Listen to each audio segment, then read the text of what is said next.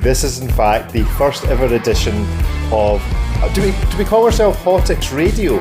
Just No, to we don't. really get up the nose. No. Okay, this is the first episode of the Who Hautix. put you in charge of this? Nobody. I just I volunteered. How are you the one doing the intro? Well, because I have the most recognisable intro. I've got a catchphrase. You don't like your catchphrases? No, but you might have an intro, but your intro isn't our intro. Well, if you wish to come up with an hour intro, I am all ears. But have you heard the Tenn Two podcast? We don't have an intro. We just awkwardly say. Yeah. Well, on that basis, why don't you pair introduce yourselves? Because you're so fond of doing it. And then we'll go around the other two. Rick's already spoken about his favourite subject for about 3 minutes himself. Absolutely. I'm Caitlin from Tenn Two, and then there is Kat. Yep. Hey guys, I'm Kat. Kat and Kat here with Tenn Two podcast. English guy? English, I'm Scottish, like through and through. 100% Scottish. Hi, I'm Adrian from the Bark and Jack channel. That is more of a channel than a podcast. Rick, on you go, old man. I am Rick, and the other guy who's got the actual Scottish accent is Ricky. Go on then, Ricky. You've got the plan. Tell us what we're doing today. Today we're doing a wrist check. Caitlin, what are you wearing? I am wearing the 40mm Oris Aquas with the mint green dial and the gray bezel. Good choice. Kat. I am also wearing an Oris today. I've got the big crown pointer date in the blue 40mm version. And did the Tenn Two podcast get a package from Oris recently? Maybe so. Okay. Maybe so. Adrian, what trips have you been on recently? I mean, what are you wearing on your wrist? I'm wearing an IWC Mark 18, which I've been lent from IWC, which is it's cool. It's interesting. And Rick, what are you wearing? I am not wearing a Panerai. I am wearing the Hanhart Desert Pilot. Hold on a minute. Am I the only person that's wearing a watch that I bought myself? That's very possibly the Are case. you all freeloaders? Is this what's happening here? That's exactly right. I'm the only one that's put my hand in my pocket here. Right.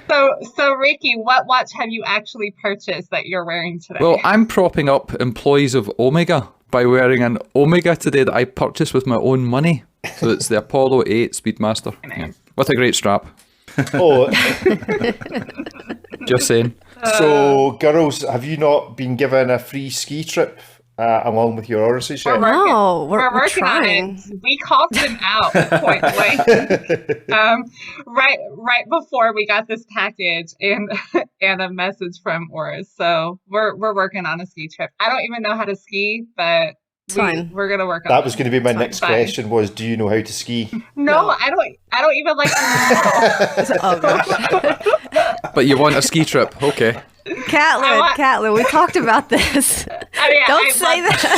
That was amazing. I love wearing 8 layers of hose and freezing outside. It's so great. You get really hot. It's not cold. You get a bit too hot. The head of Oris for France, the CEO of Oris for France, is actually a snowboard instructor. So when we went out, he was giving me some tips on how not to fall over, which is quite cool. So basically, we need you to invite us to your next Oris trip, and then that way he can teach us. Considering that I was on the reserve bench, I think I'm quite away from being able to do a +1 to these trips. +2. The email literally said, "Someone can't make it next week. Can you?"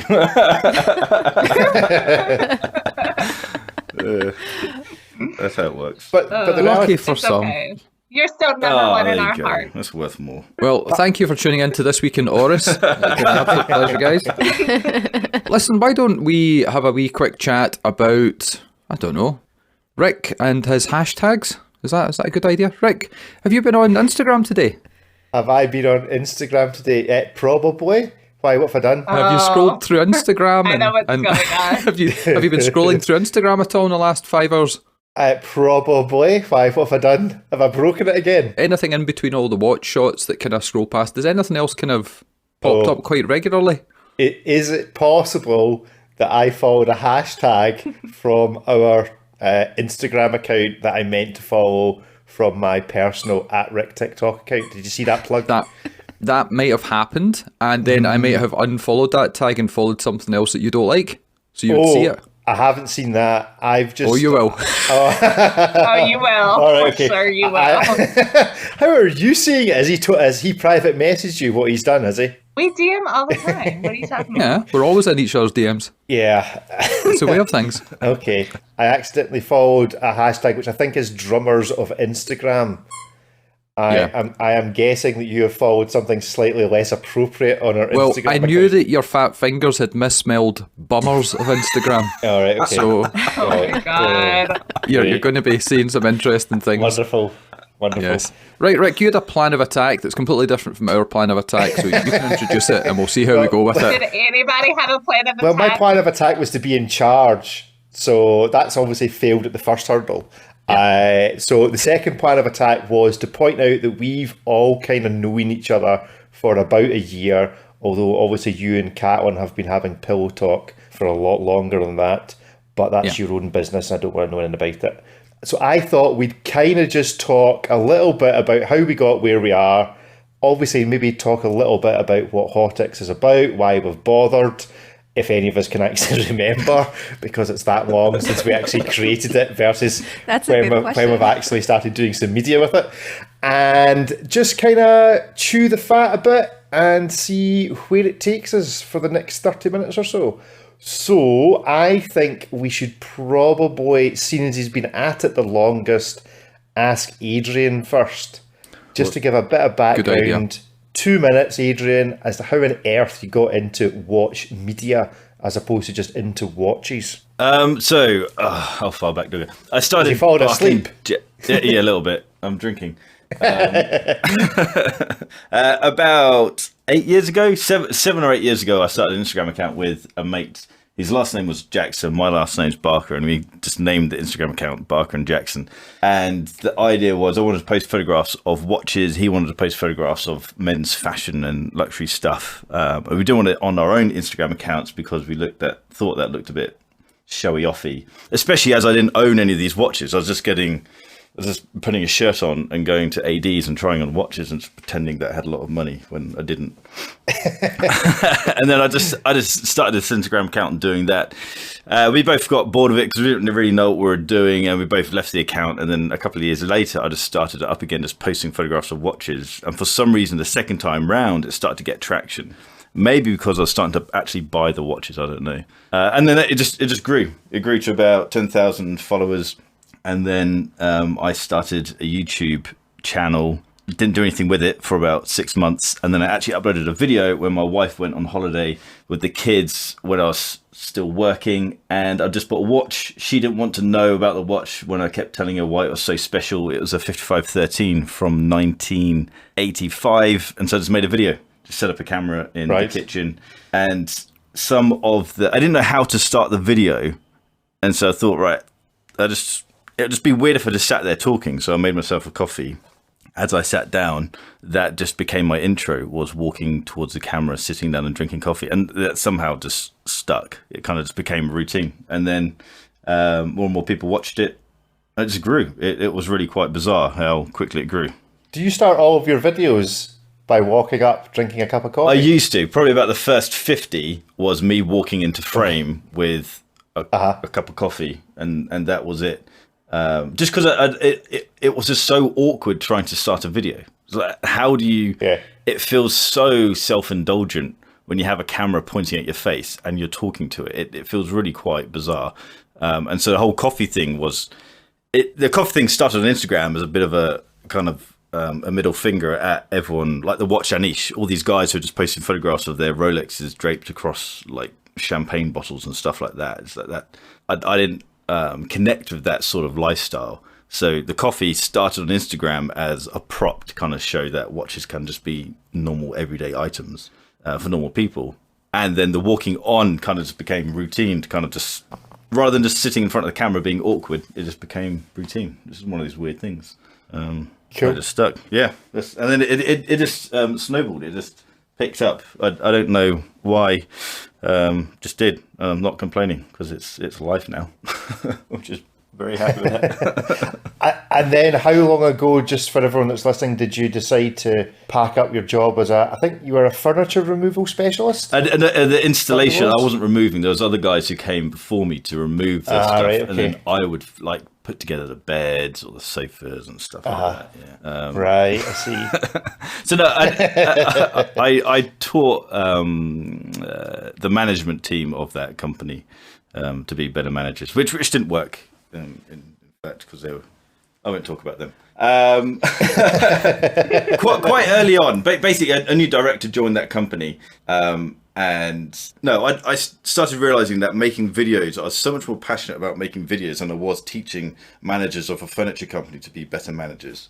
And so then my direction started to kind of just focus naturally on making the videos and making the content. Also, my boss at the time only worked 3 days a week, and so she didn't work Mondays and Fridays, which meant Mondays and Fridays were my prepping times. I'd spend all day at work prepping for videos, doing research, taking photographs, editing photographs. I had a desk sat right in the corner of the office. No one could see what I was doing, and I could just sit on Instagram all day. Just I was building my own thing rather than doing what I should have been doing. And then when it came to a new director joining, and his first conversation with me was around how my role is redundant in the company, I was kind of annoyed, but kind of thought, okay, so this could be a redundancy payout, and then that could be my kick in the ass to actually do something. And then that's when I kind of started to take the channel seriously. Was at that point. It was good. Cool. Yeah. I mean, Caitlin shares a similar story of hiding in the Daniel Wellington boutique, planning a takeover of the watch world in Tennessee. So how's about it, Caitlin's? How on earth? How did you two actually meet to set up the Tenn Two channel? Everybody meets online, right? That's kind of the way these happen. So they tell me. No, we met on we've been friends on Instagram, following each other for a while, and I think we'd sent like a couple of DMs back and forth, but nothing like major. And I don't think I realized you lived in Nashville. Kat lives in Nashville. Okay. No, I don't think so. And then I know that I had done a couple of episodes with you guys, the Scottish Watchers guys, on your podcast. And then, I enjoyed it, but I had no intention of doing this like as a regular thing. And then Kat sent me a DM and was like, hey, I'm thinking about starting a podcast. And I don't know, I guess Kat has like the better like story on how all this started. I was just drug along, basically. But drug along. It's all coming out now. Dang it. I was just invited into this, and it's been great, and I'm so grateful and so thankful for it. But Kat definitely has the story down on where. Right, well, let Kat tell the story then. Off you go. Yes. Oh, do I have 2 minutes here? Is as long as it takes? Everybody has 2 minutes except for Rick. You've spotted that rule. That's good. It started a few years ago when I got into the hobby. Quickly realized there wasn't a lot of women out there, and those that weren't really vocal about being active in the hobby. So I started brainstorming. I was really into a lot of YouTube channels, and I did like a mock-up video here at the house. It was terrible. I could not stand looking at myself, so I was like, scratch that. I can't do it. And I just started thinking of some other things, and I was getting into the Houdinki podcast, Worn and Wound at the time. I started listening to you guys and thought, okay, maybe this might be an avenue that I can take. The struggle was finding a co-host because there wasn't a lot of women, so I figured it's going to have to be, non-local. It's going to have to be someone far away, which is okay. It can work, but it wasn't ideal. And then I met Caitlin at our Nashville Watch Club meetup and started brainstorming and heard her on you guys' podcast and was like, she's great. She's phenomenal. She's outgoing, has a great voice. I like her accent. God. I like your accent. So you're the only person who thinks that. So thank you. No, but I think we really did hit it off. And it's crazy thinking about it now that we really met one time and then met for coffee and we're like, okay, we're doing this. And now we're like besties and ride or dies. Yeah, it's been fun. Aww. Thelma and Louise. We are Thelma. We're going to take our first actual road trip off a cliff in a couple of weeks. Not off a cliff. Hopefully with a happier ending. Oh, okay, good. Glad to hear it. But yeah, we started this podcast not really knowing what we were doing. Still don't really know what we're doing, but we're having a lot of fun. So yeah, it's been a crazy road, and we're enjoying it. I mean, it keeps us busy, that's for sure. Your story is, with the exception of the ride or die bit, because me and Ricky actually don't get on that well, with the exception of that bit, your story is remarkably similar to ours. Right down to the fact that we've both effectively got the same names as each other, which is also quite weird that there's 2 cats and 2 Richards involved. It is a bit odd. So, Ricky, why don't you just, for those that don't know already, give a quick recap of how we met? Well, I was actually going to give a bit more of an origin story than just that. So, I got into watches 3 years ago, just about. And same as kind of Adrian was mentioning there, didn't want to clutter up my own Instagram feed with watch stuff because it's a bit odd. People appreciate cars, they appreciate music and gigs and things like that, but watches is a bit showy-offy, it's seen by the public. So I started a Scottish Watches Instagram account 2017, and it kind of lay dormant, very much like Adrian as well, for a couple of years until I went to a Red Bar event in, I think it was 2018. And then we met at a store opening or relaunch, and we had a good giggle about things. We took the piss out of everybody in the room, and after that I think I had a joke on Instagram that we should start a podcast because there was another podcast in Scotland, but they hadn't really done a lot, and I had some ideas. I wanted to go on their podcast to tell everybody to go to Basel and SIHH and how cheap it was from the UK, blah blah blah, and they weren't that interested about it at that time. It was very much, it was them, their thing, which was absolutely fine. And then you said, why don't we look at doing a small website? Doesn't have to be big, doesn't have to be much in it, maybe 1 article a week, something like that. And then it just grew arms and legs. We met up, SAHH was happening, and we decided, let's record a podcast. And then we thought, there's actually more information, let's do 2 a week. And stupidly, we've continued to do 2 podcasts a week for just about... That is so stupid. I know, that was not my finest hour. But that was January last year. We're now midway through February 2020. And it's been an absolute roller coaster. We've met some amazing people. First met Adrian over in Basel, which is kind of odd because we both stayed in the UK at that point in time. Got on great. I've known Caitlin through Facebook groups for a good few years.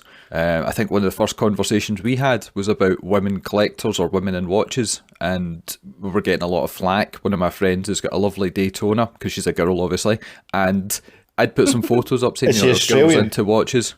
No, she's from Kirkintilloch. Oh, okay. There you go. And we just got chatting from there, and here we are now. We've had Caitlin on the show a couple of times. Caitlin and Kat got together. Adrian moved up to be closer to us. Yeah, it's all kumbaya. You guys have single-handedly changed the watch world. You've organized all of this. We are the glue. What is it we call it, Ricky? Disrupting the industry. We've disrupted the industry and the media world as well.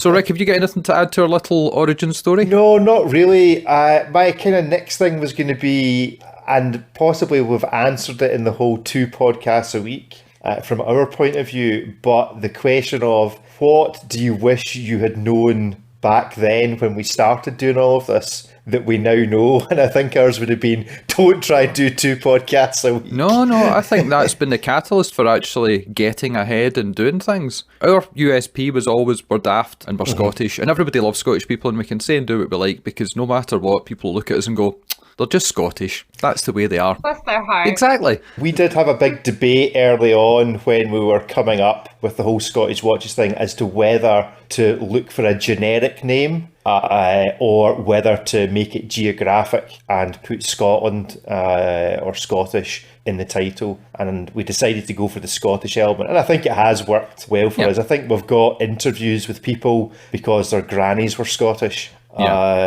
Frankly, they've no idea. Whatever. They don't know who we are, but their granny was Scottish, so they give us the time of day. So I think that's worked quite well. But I don't know what else would you change, Ricky? Anything else you would have change? No, I don't think so. I think everything's kind of worked quite well. It's organically moved forward. Everything that has happened, nothing's been planned. We had no idea at the start if it would last 5 episodes. And you know what they say, podcasts usually burn out very, very quickly. And that was advice I gave to Caitlin.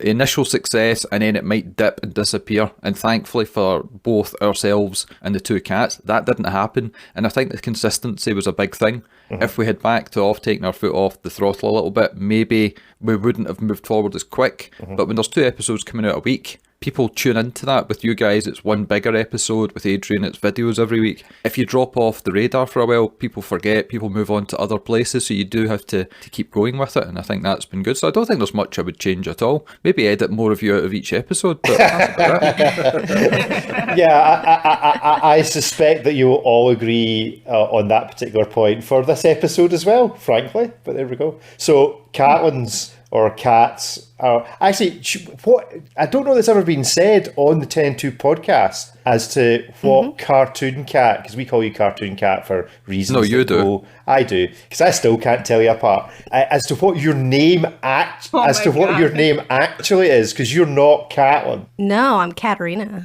Have I not said that before? I don't think. No, you've never said that on the podcast before. Oh, interesting. I don't think you have. No. Yeah. So you're Katerina. Breaking news, yeah. So there you go. Breaking Breaking news. news. All the news, fake news. So what would you guys change, if anything, that you'd known that you know now that you didn't know when you started? I think we're doing pretty well now. We have a good dynamic. I think we share a lot of the responsibility between the show and Instagram and emails. That sounds fun. Maybe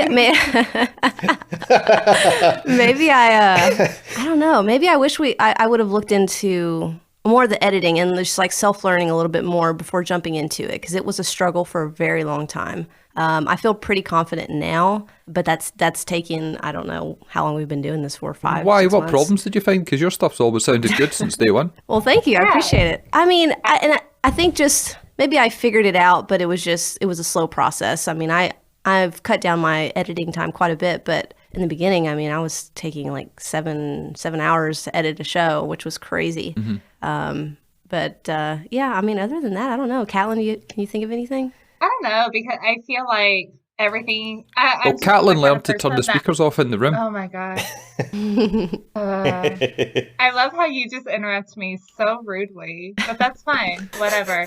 I don't think that I would change anything, honestly. I think that we've learned from so much, like the little things that went wrong, we really learned from them, and just kind of grew from them. The editing is amazing. I mean, same. I wish that, I had taken a little bit more time to learn a few things, but it's stuff that we've learned as we've gone along. I wouldn't have changed doing 2 episodes a week for a long time, because that gave us a huge push forward, when we first started, and like it gave us enough of a push forward that we've been able to go to 1 episode a week and just, focus more on the quality of that 1 episode and, be able to balance our work and home and podcast lives a little bit better. So I wouldn't change anything. So what we're basically saying is Scottish Watches, we wouldn't change anything because we're perfect. Tenn Two wouldn't change anything because they're perfect. So Adrian, what would you have changed? And everything. You can't. Are we swearing on this? You can't swear. Sorry. I wouldn't change anything going back. I do a lot of reflection. I look at what. For a long time, I got kind of hooked on the whole Houdinki thing. For a long time, I thought because Houdinki are the biggest and the best in whatever formats we do within watch content creation, Houdinki are the top of the game, and so naturally I kind of went towards what they were doing. But then that in turn changed my outlook on my content, and luckily I kind of caught that, and I've brought it back around to being the original style. I feel like my content now is the most genuine that it's ever been. The stuff at the start, what I'm doing now is what I wanted to be doing at the start, but I perhaps didn't know what that would look like or how to do it, how to create it. So there's nothing that would have changed, because it's all being a learning curve, it's all being experience, and if I didn't mess up at the start, then I would mess up later on.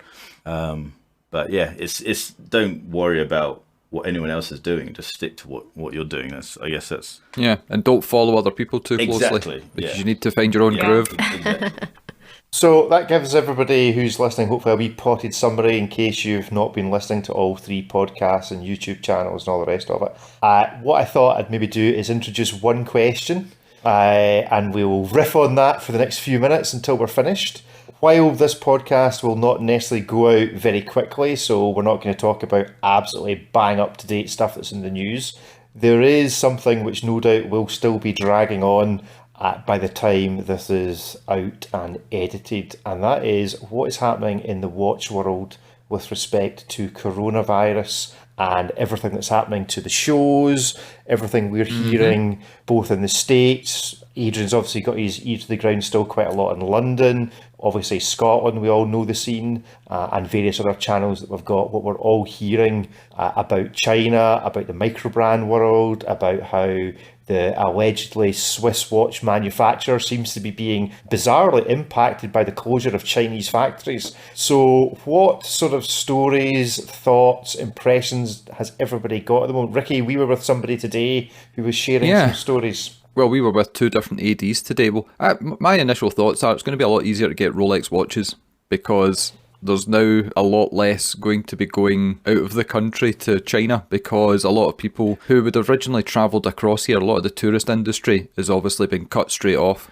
And what we found or heard is that, especially here in the UK, should we tell the inside baseball story of the tour operators? Yes, I think we should. Okay. I was contacted by an AD in London who shared a story about Longines. So I was expecting it to be a Rolex story, but this is in fact about Longines. It was an AD that doesn't have Rolex. And basically the tour operator turns up once a week with a busload of Chinese tourists. Those tourists will on average buy 2 to 3 luxury watches. In this particular AD's case, it was largely Longines. Yeah. The tour operator gets a kickback from the shop, and the tourists get a predetermined discount on the watches, say 10%. And what actually happens, and this, I knew that happened, I think we all know stories of that going on. I didn't appreciate it was quite as well organised, but also I didn't appreciate the next bit, which is what actually happens is a number of those Chinese tourists, in inverted commas, will buy 2 or 3 watches for a 10% discount. They will then take them back to China and sell them at the market rate that they should have bought them at in the UK, while also reclaiming the VAT, which is 20%. And in the process of doing that, they in effect pay for their holiday to come across to the UK in the first place. And this is what Rolex in the past, when they found out about this, I happen to know, have hammered authorised dealers for doing this, because it obviously changes the marketability of their watches. But obviously the smaller Swiss brands seem to be, I'm obviously not complicit in it, but if they know it's happening, they're not stopping these EDs selling as many watches as they can back into China. And some of these EDs, the one I was speaking to, 50% of their sales go to Chinese tourists, and that market has literally vanished in the last 3 weeks. So their sales are overnight, down at least 50%. At a time of year where it's tricky anyway. January, February is not a great time for sales in watches. Sounds similar to when I did a podcast with Paul Thorpe. He was telling me about 10 years ago. Was it 10 years ago when Greece went down? Probably about... Yeah, about that. Yeah, about that. There'd be travelling reps, let's call them, who would come across to the UK in a similar fashion with their aid. I don't know if they worked for the ADs, but they certainly had a connection to the ADs down in Greece. And because they had to meet certain sales numbers, these guys would just buy up all the stock, then come over to the UK where the market was good, and then just deal out all of these watches to the watch dealers, people like Paul Thorpe, to flog on. It's kind of this very organised, but it sounds quite dirty what was going on. And it's basically their sheer desperation to keep the Rolex title, the Rolex A dealership. Quite odd. I was going to say, what happens at Daniel Wellington these days? No, I mean, I don't find that to be very surprising. I mean, realistically, it's not that much different from anybody just buying and flipping anything. You just have the fact that and 80s don't necessarily, they probably turn a blind eye realistically. It's basically, I'll take your money, and what you do with your watch afterwards is whatever you do with your watch afterwards. You know what I mean? I don't think it's as uncommon or should be as surprising as what how you guys feel, but maybe it's just because I have different experiences with it. And it's nothing new. This isn't a new process. Right. Right. I mean, it's smart for any kind of business or anything like that to get, some sort of it's extra marketing. It's if you can guarantee a steady flow of traffic into your store or into your area, why wouldn't you? So if you paid a tourist person whatever, 3, 5, 10% of whatever profit, whatever sales, you still have all this profitability of making, 5, 6, however many extra sales a week that you wouldn't have had before. I mean, to me, it's not very surprising. The fact that people turn around and then, reclaim the VAT or anything else, again, it's really not a big shock to me personally. But I just have a little bit of a different experience with it. The massive story here is the China thing. And Rick, you had Right. heard from somebody in the States who gets watch parts mainly across from China, and the Chinese were actually asking for help back the way. Yes, the Chinese and in particular the Hong Kong agents of the Chinese manufacturers were speaking to this particular brand, asking if they could send face masks in the opposite direction in exchange, or not necessarily in Wow. exchange for their watch parts, but as quickly as they could send the watch parts. But the story that's obviously developing is that the Swiss manufacturing industry has been quiet for the last 3 weeks because of Chinese New Year, etc. And that's just gone into an extended period because China's on lockdown, although a number of factories are now back at work. So I think it will be interesting. There's lots of rumours going around. I dare say we've all been contacted by various sources saying that, yeah, people who are making Swiss watches, you'll be seeing that some of the supply is reduced because actually they can't get the Chinese parts for finishing off their Swiss watches, and that's cases. Generally speaking, that's cases and dials that are made in Thailand or Indonesia or China or Hong Kong. So at the same time as the demand is perhaps down because the 50% of the luxury brand, and also the point was that we were also being told the LVMH group, because this isn't just impacting the watches, on the bigger scheme of things, it's impacting bags, all sorts of other Yes. luxury jewellery Yeah. items, and Yeah. that's really kicking everybody in the teeth. Not just the watch industry. So much so that somebody, I don't know if this is a news story or a rumour, the LVMH group were actually making donations in order to try and not find a cure, but assist in the containment of coronavirus in order to get their business back on track. Because the sales Yeah, was have it $1 taken million such a nosedive. or something like that? Yeah, I'd heard a rumour there'd been $1 million donation either from the company or from the owner of LVMH, who was briefly the world's richest man about 6 weeks Which or is so like ago. me throwing 20 pence at somebody. Yes, probably. Yeah. In order to help us. So definitely, even though this particular recording might not go out for a couple of weeks, I suspect it'll be even bigger news in 2 or 3 weeks' time, especially if by the time this comes out, Baselworld and Watches and Wonders has been cancelled. Is there, for the folk, for the cats in the States, are you hearing much about coronavirus? Is it a news item every day over there? Oh yeah, Um, for sure. I feel like it just kind of depends. Some days it is more so than others. But yeah, like I didn't even know about the thing about Heathrow Airport until Kat texted me about it yesterday. I didn't see it anywhere, but it's it's definitely interesting, and especially in Nashville. Like we don't have a really high Asian tourist rate in Nashville. I mean, it got there for a little while, but so I don't think you see it affect much. I mean, personally in Nashville, but it's definitely interesting. I don't know, it's a scary world we live in. Things Yeah. Stuff like this is like what really stresses me out. I'm a little bit of a germaphobe, so yeah, like. Well, and I kind of been selfish in thinking about it because it's like we have this trip planned for later this year. I'm like, please let us be able to go. Oh man. Quarantined in Scotland. Oh yeah. Cold. Well, but I mean, I do wonder what happens because, so from my understanding, the one of the flights from came from San Francisco as far as what was in Heathrow and was quarantined in Heathrow. So, and you have Warner Lounge Watch Fair is in San Francisco here in a month. Mhm. And they have a very high Asian community as well. So, I mean, you wonder about, like, you have Basel and Watches and Wonders, and that's, you guys' big thing. But for us here in the States, Warner Wild Watch Fair is a really big event for us. So I'm definitely curious to see how it'll affect that as well. All these global meetups being cancelled. I really wouldn't be surprised if Basel World was cancelled. Yeah, especially with the power of the Asian market. It kind of feels like if these guys aren't able to come over, then it's pretty much pointless because we're not buying the watches. It's them who are buying the watches. So we kind of, I don't need them there, but the industry needs them there. So it kind of makes sense to postpone it at least.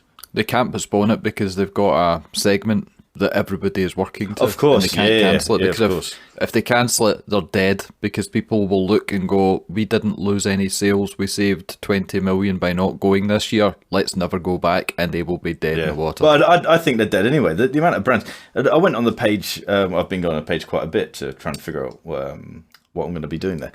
But there's very few brands there, like big brands that are going. There's obviously, I don't know, 500 or 600 actual brands going to be there, but talking about the big people who the press or content creators actually want to talk about, there's not that much going on. Quite scary for them. But at least Breitling aren't there this year, Adrian, so they can't not let you in. Because you haven't hit 100,000 yet, so you're still blackballed. I will have hit 100,000 by then, but I don't want to talk to them anyway, so...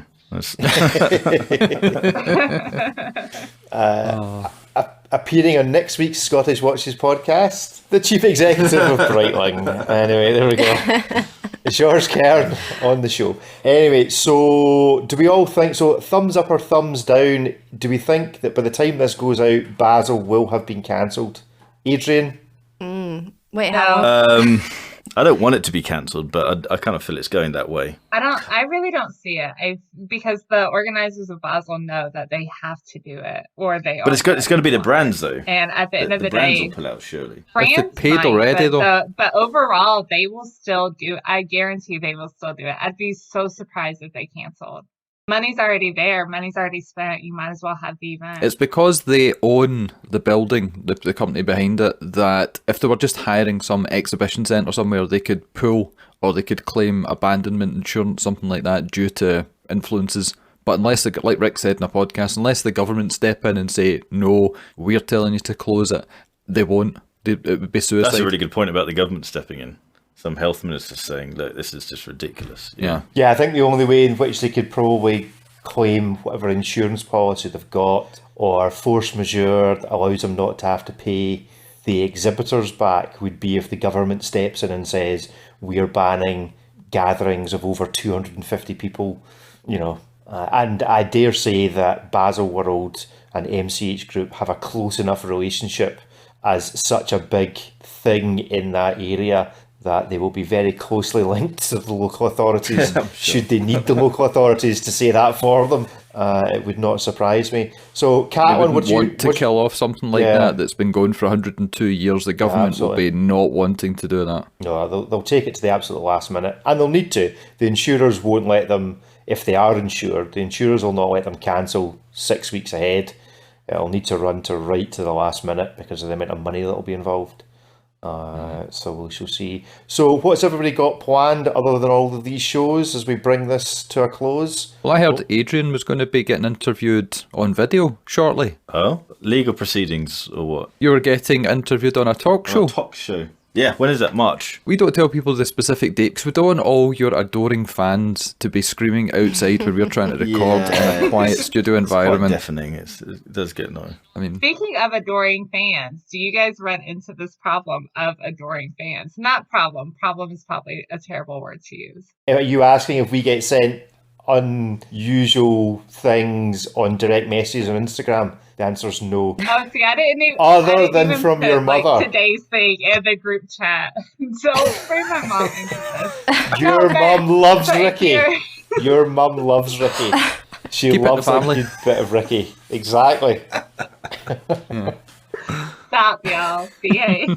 Oh my It's god. cute and adorable. No, but like being out and about, like, do you ever have anybody recognize you by voice or anything like that? It's weird, but it's also a nice so validation weird as well that things are working. It's kind of, rather than just seeing a number on the screen, it's quite nice to actually meet people who watch the content, which is quite pleasant. So where have you been collared, Caitlin? You've obviously had somebody come up and recognise you or hear you speaking. Oh, really? At my job. Yeah. And do they come in and go, we thought you worked for Daniel Wellington. What are you doing here? No, it's weird. Like when people hear your voice and they're like, oh, are you that person from, Tenn Two? And yeah, it's just weird. I don't know. Do your bosses know about what you do?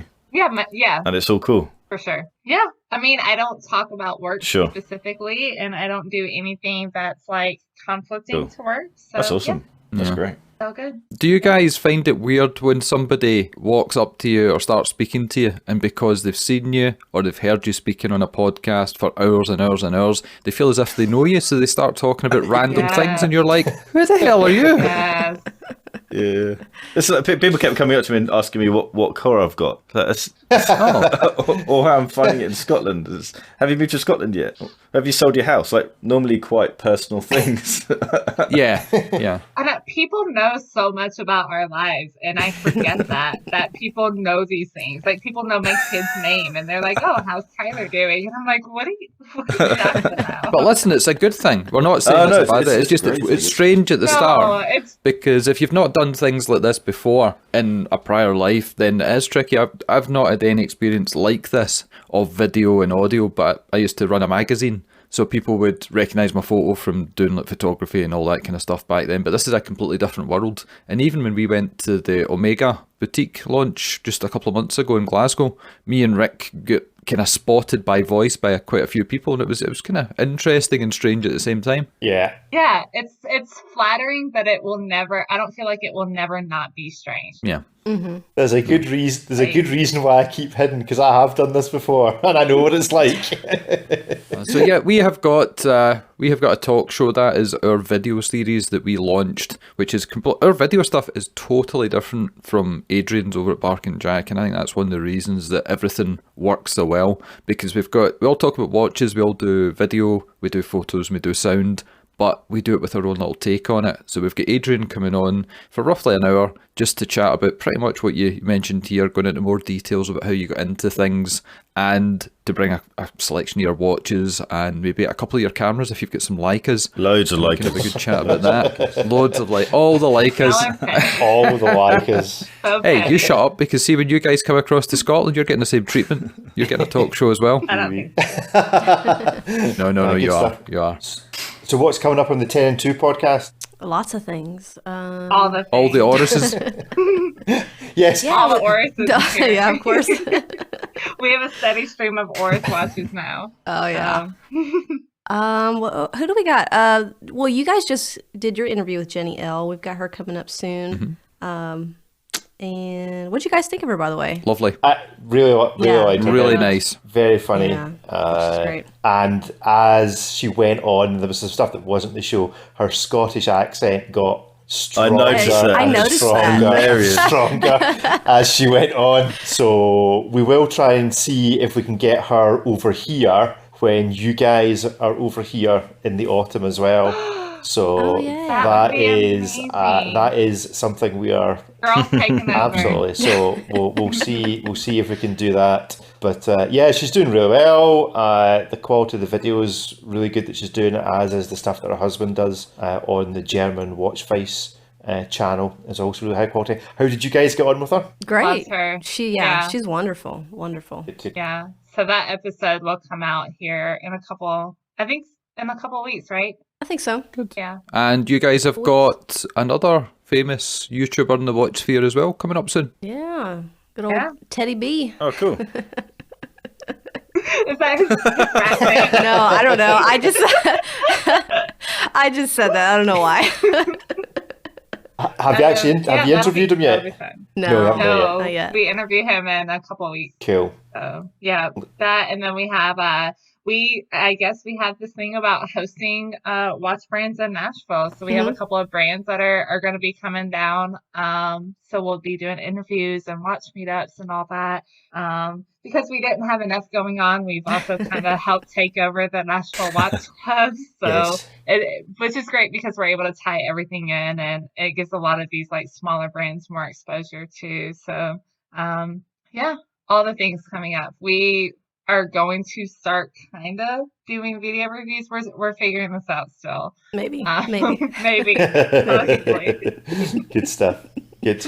But we'll see how that goes. And Adrian, you've obviously got a big IWC event on the way. Oh no, I've just borrowed a watch. I know I know some of the guys who work there now, so I kind of have access to all their bits and pieces, which is fun. Oh, nice. Gonna be borrowing a Vacheron, which will be pretty cool. Got chatty with their guys last week, week before.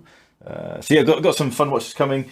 I think that the big focus is just get out and about, travel, do fun shit, fun stuff. You're enjoying the whole countryside thing Loving as well now, it. and the videos are really looking good. I love how country you are. Well, that's and I only became great. city when I moved to London. Before that, I lived in like the arse end of Norfolk and Cambridgeshire. So it's the countryside's my habitat, let's say. So yeah. Not very good at jumping over rivers, though, are you? My No, God. not at all. How many pairs of boots They were have you new ruined as now? well.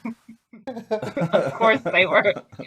That's how you know your city is when you wear new boots out into the country. Well, I thought it looked relatively dry. I thought where I was walking was going to be alright. I actually had some pretty hefty boots in the car, which I should have put on.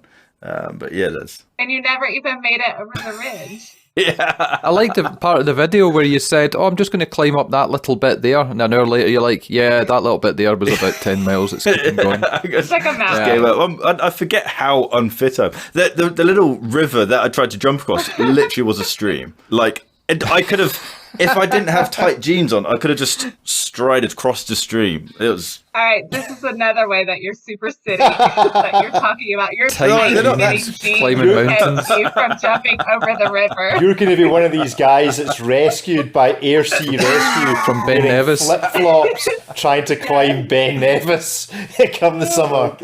I'm not that bad. But you know, just fun outdoor stuff. All right. That's my plan. We'll have to find out whose jeans are tight. Where's the tightest jeans in Hautix? Oh, I man. am not entering that competition. But I think me and Adrian, because you obviously stay quite well, we both stay pretty much Glasgow, so we're going to try and catch up and do some more bits and pieces, because we found when we went across to JLC that two heads are far better than one. You get a lot more done. So you'd mentioned, and I think it was a Q&A about the creative process when you were down in London. It was a lot more, I don't know, inclusive. So we're going to try and get our heads together at least every couple of weeks and see if we can push things forward. Yeah, as well. I bounce off other people's energy and other people's. I like being around people who do stuff, and I think it's probably more the fact that I now have a home office and I work at home as opposed to living in a 2-bed tiny flat in central London. It was just easier to go to coffee shops, and naturally when you're in a coffee shop during the daytime, other people are doing stuff as well. So I think I need to bounce off you guys more to.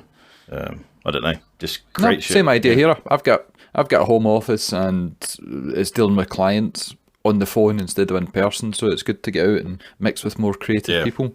Rick, are we going to mention what you've been organising, or is that still kind of up in the air and not worth mentioning on a podcast? It depends what we're talking about. Are we talking about our secret plan to take over the world? Yes, that one. Yes, we have a secret plan to take over the world. All will be revealed shortly. Yes, I suspect by the time this goes out, it will be public knowledge, but I'm still not going to risk it just in case it's not. But we have a 4-part, hopefully, mini-series. It's not 100% in the bag, but there will be a 4-part mini-series coming to the podcast, which will be in cooperation with somebody else in the wide world of watch media. So after recording this first ever episode of the Hautix podcast, Scottish Watches are officially dumping the pair of you, and we're going off to play with somebody else. So, Oh, okay. so it's, we're pleased to have made your acquaintance. Thank you, good night, and thanks for all the fish. Well, there we go. So that should be a 4-part mini-series, sort of not quite a history of watchmaking and watch collecting, but a kind of maybe more like an idiot's guide to watch collecting with 2 idiots and one other person who knows quite a lot about things. So we will see how that goes, but I think possibly the Idiot's Guide to Watch Collecting that's maybe not a bad title, except for the fact we'll get our pants sewed off by. It sounds about right. It does sound about right, actually. The Ignoramus's Guide to Watch Collecting. That probably isn't copyrighted, but we'll see. I think there's a guy in Australia we can phone to find out about how copyright and all that kind of stuff works. If anyone can get hold We of him. nearly got a full episode without that. We nearly got it. All the shame. Nearly there. But there will actually be another big piece of news which will break next week. We're recording this week, whenever that actually is. Valentine's Day week, there'll be not the final, but there'll be a court case happening which will feed into all of this whole copyright thing that also Rolex, La California, Vortic, Hamilton, all these guys are involved. So we will no doubt be reporting on that as well soon too. So there you go. Or already have done by the time this comes out. Or already have done by the time this comes out. It's all time travel, Rick. It is. It's all about capacitors. time travel. All flux capacitors and Fetzer valves. It's the beginning and the end. The alpha. Is it that sad time yet? It is that. Yeah, let's do that. Is it that sad time? Yes, it is. So why doesn't everybody say cheerio? Cheerio. Bye, y'all. Cheerio then. Okay, you should all know where to find all of us, but go and have a look, check out the Hautix.com website, and from there you can get the links into the 3 media channels that we're all from. Thanks very much for listening, and have a great time. I'm not going to say goodbye in the usual fashion. Somebody else can do that. I think we'll go for Caitlin this episode. She can do the outro. Off you go. I'm supposed to do the exit? Yes. What am I supposed to say? I just say bye, y'all. That'll do. That's all I do. Okay, bye, y'all.